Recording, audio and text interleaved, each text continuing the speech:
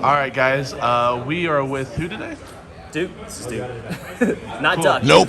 Cool. Yeah. Duke here got my name. Yeah. Duke here got top 4 at the RMC Don Majesty charity event today. Playing what? Phantom Knights. Cool. Do you want to give any shout outs before you show us the spice? Yeah, man. Shout outs to RMC. This is like honestly the best place in Colorado for these big type of tournaments. Shout out to Gabe's wife. You know, he's got this cool design. Yeah, this is the 2-ton.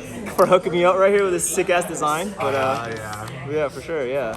It was a fun event. Like I loved every second. It was like I think 7 rounds and then 3 more rounds in Top Cut. And I lost in semifinals to Dragon Link, but overall it was a great event. Yeah, he whooped my butt at top 8, but yeah.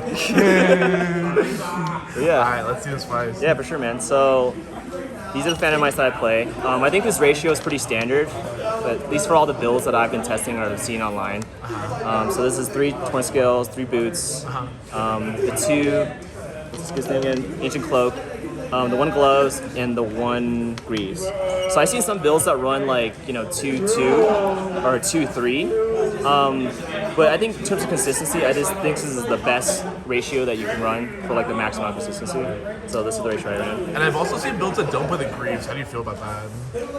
Yeah, I think there's a lot of situations where Greaves comes up. Like if you open a Phantom Knight in hand, you can extend with this, and there's like some rank 4 plays that you could do. So I think it is like really good because a lot of people don't expect the extra extended from Greaves as well sometimes. So I think you have to play it. I think it's pretty good. But so yeah, that's the standard ratio. Then you're playing Phantom Knight, so you got to play the 3 Tour Guide. Also, it's pretty standard. I know some builds don't run it. This is like an action Veiler magnet, but if you open this and they can't respond to it, or you have a way to like extend with this, then it's like, I mean, you're already so far ahead anyways, right? So I think you have to play Tour Guide. Excuse this ugly ass Tour Guide that I have. I don't have any ultis, but Another orange fire. yeah. But yeah, 3 Tour Guide. I think that it's a must. Then with the Tour Guide, I run Seer and Graph, also pretty standard. Some people run Libic and Skarm. Again, I think that adds more bricks to the deck, so I think just the 2 for the mainline combo is good. So this is what I ran. Then yeah, let's see. So I play 2 Kamusha. I didn't run 3. I know it's insane when you open it with Tour Guide, but 3 becomes bricky a lot of the times. And I'm running another card that kind of, gets it anyways. So I think 2 is like the right ratio for this build at least. And for my hand trap lineup, I'm playing 3 Ash, hits everything. You could also normal summon it, go into your, rank 3 play, stuff like that. Also, I play the 2 Bell, same reason. It's a lot of things, you can normal summon it. Then I play the 2 Imperm. Against tri-brigade, I think this is insane. Like, obviously, and if people are running tactics, this plays around tactics. You can shut off Appaloosa, go off. So I think this is a 7 hand traps in the main. Let's see. So these are the extenders I play. It's pretty standard too. Psychic Wielder, Tracker, E-Telly. These are just like extra extenders that are really good on their own. Paired with anything, it's like, free chair beanie, so those. And then the 2 Dangers, also pretty stupid. So yeah, I gotta run those. And then, I'm playing the Dragoon build. So I was testing a lot with builds that weren't running Dragoon. Like I saw a build online at the top that was like using Prosperity, no Dragoon. And I think that adds a lot of consistency to the deck, but I think this deck has a lot of trouble closing most of the time.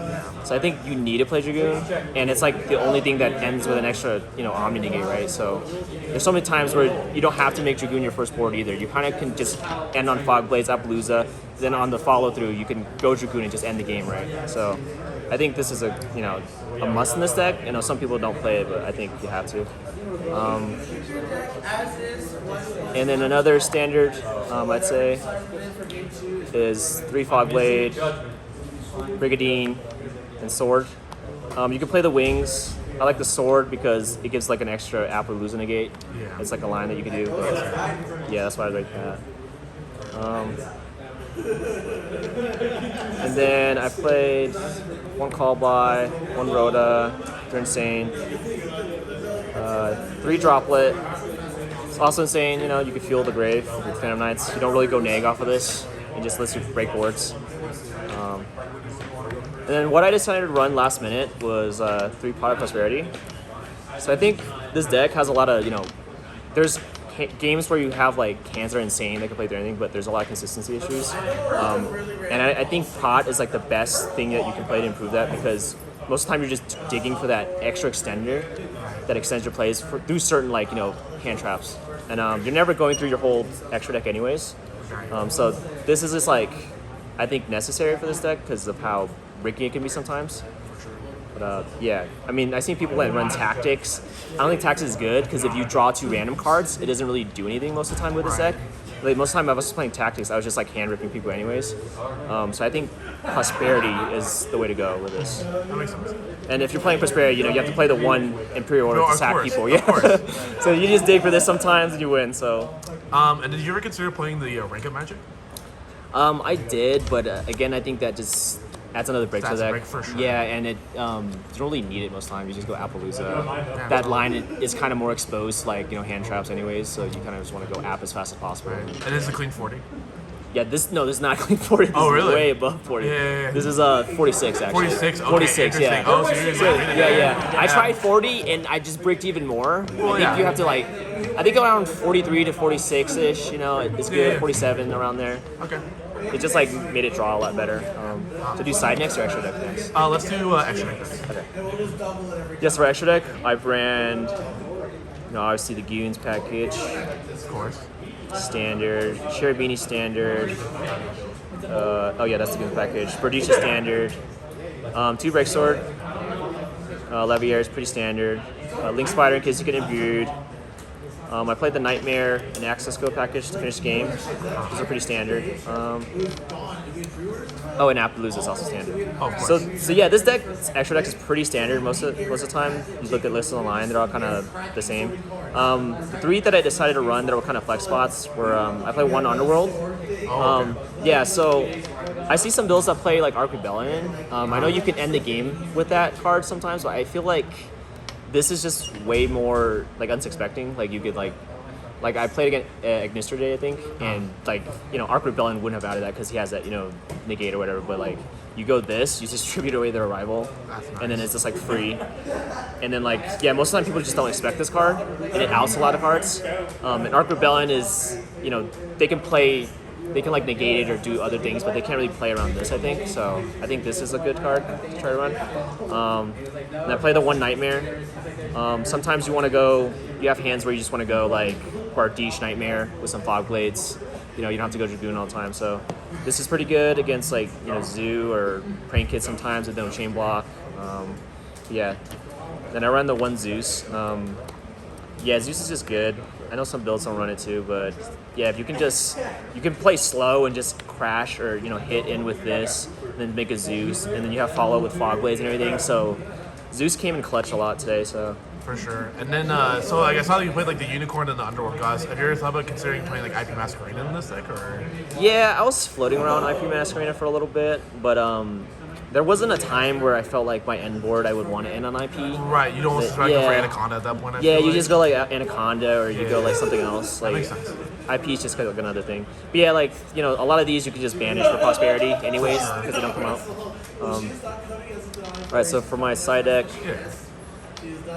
so I went triple nib, super high impact, triple droll. Didn't play any Drytron today, but you know, yeah, these are super high impact traps. Did you have any other impactful matchups with the Droll other than Drytron? Because you obviously didn't play it, but yeah, Droll, I don't know. It's good against like, it's not like amazing I think in this format, but it's good against like a lot of rogue. You know, Invoke Shadals. There was a lot of Dragon Link here today, and Droll is pretty clutch against Dragon Link. I can see that. Yeah. So I think Nib and Droll were pretty good. They overperformed. I didn't like super know if I was going to side Droll, but I think Droll ended up working out pretty well for me. For sure. Yeah.